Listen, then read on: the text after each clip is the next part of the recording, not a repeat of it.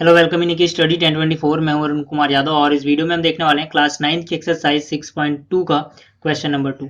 इस क्वेश्चन में हमें एक फिगर दी हुई है, इसमें ए बी जो है वो सी डी के पैरेलल है। ठीक है, ये वाली line A B C D के पैरेलल है और जो सी डी है वो ई एफ के पैरेलल है। ये सी डी जो है ये ई एफ के पैरेलल है। और हमें एक और बात बताई गई कि वाई और जेड का जो रेशो है, ठीक है ना, ये रहा वाई और ये रहा जेड। वाई और जेड का जो रेशो है ये 3:7 है। हमें वैल्यू फाइंड आउट करनी है एक्स की कि एक्स जो है वो कितने डिग्री का है।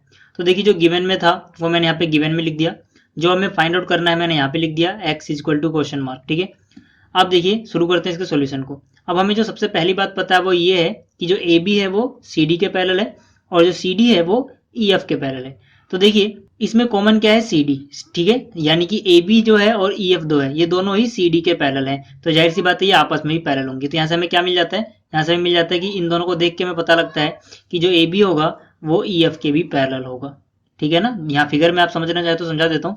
देखिए ए बी सी डी के पैरेलल था और ई एफ भी सी डी के पैरेलल था। जब दो लाइनें किसी एक ही लाइन के पैरेलल हो तो वो आपस में भी पैरेलल होती हैं। ठीक है, तो यानी कि जो ए बी है वो ई एफ के भी पैरेलल हो गया। अब ए बी के ई एफ से पैरेलल होने से हमारा क्या फायदा होगा, देखिए अब हम कह सकते हैं कि जो ये एक्स होगा, ठीक है, ये किसके बराबर हो जाएगा, ये बराबर हो जाएगा जेड के। ठीक है, तो x बराबर जेड क्यों हुआ, देखिए ये क्या है, ये है internal alternate angle. I for internal, A for alternate, A for angle. मैं शॉर्ट फॉर्म में लिख रहा हूँ, आप फुल फॉर्म में लिख लेना इसको। ठीक है, अब इंटरनल ऑल्टरनेट एंगल क्या होते हैं, देखिए ये जो लाइन है ए बी और ये है ई एफ, इनको एक लाइन काट रही है जिसे हम बोलते हैं ट्रांसवर्सल लाइन। तो इस लाइन के यहाँ पे अंदर एक ये एंगल है, एक ये एंगल, ये दोनों इंटरनल एंगल हो गए। ऐसे ही यहाँ पर एक ये एंगल है, एक ये एंगल है, ये भी इंटरनल एंगल हो गए।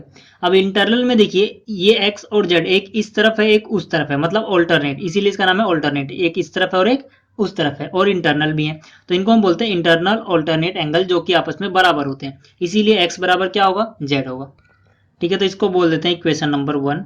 इसके अलावा देखिए एक और बात हमें पता है कि जो वाई और जेड का रेशो है, वाई रेशो जेड जो है वो कितना है, वो 3:7 है। अब इससे हमें क्या पता लगता है, देखिए अब देखिए इससे हमें ये पता लगता है कि जो वाई है वो अगर किसी नंबर का 3 टाइम्स है तो जो जेड होगा वो उसी नंबर का 7 टाइम्स होगा। मान लेते कि वो नंबर ए है, तो वाई क्या होगा, वाई अगर ए का 3 टाइम्स है यानी 3a है, तो जो जेड होगा वो इसी ए का 7 टाइम्स हो जाएगा, यानी जेड बराबर हो जाएगा 7a।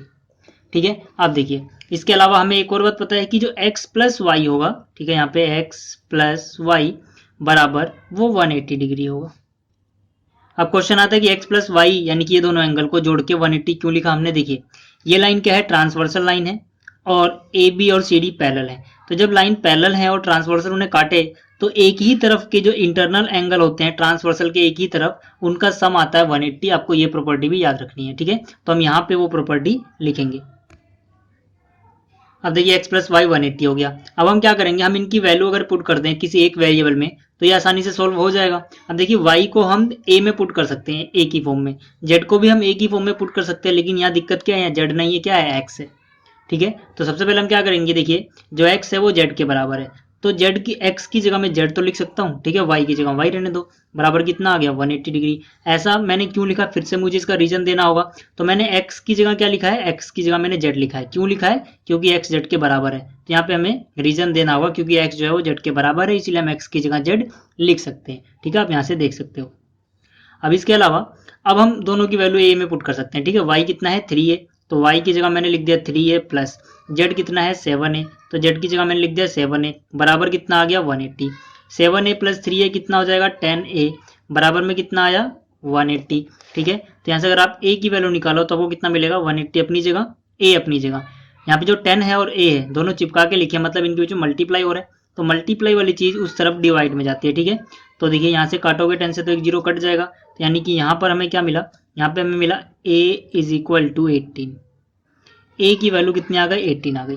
लेकिन हमें a की वैल्यू तो नहीं निकालनी, हमें किसकी वैल्यू निकालनी है, हमें वैल्यू निकालनी थी x की।